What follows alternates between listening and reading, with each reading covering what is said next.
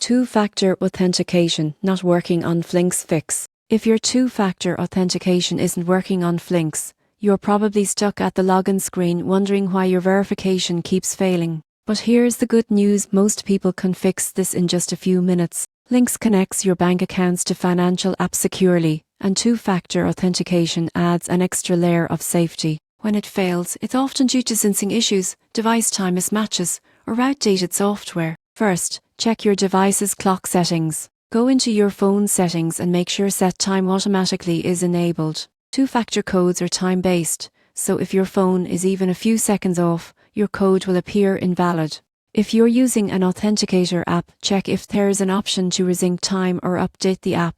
That single step fixes most of the problems. If you're waiting for an SMS code but never receive it, toggle airplane mode on and off or disable Wi-Fi calling and phones. Sometimes carriers or security filters block automated banking texts. Next, make sure your financial app and the Flinks Connection portal are updated to their latest versions. Old versions might not be compatible with newer encryption standards used in FA. If you've recently switched phones or reset your device, your FA setup may have been lost. Tap Can't access your authentication or reauthorize access in the Flinks interface and follow the recovery process. Finally, clear your app or browser cache and restart your device. This often resets any stored session data that's blocking your FA from working properly. Once your time and settings are back in sync, you should have no problem logging in again. Flinks two-factor system is one of the safest in open banking, and with these quick steps, you'll have secure access to your accounts in no time.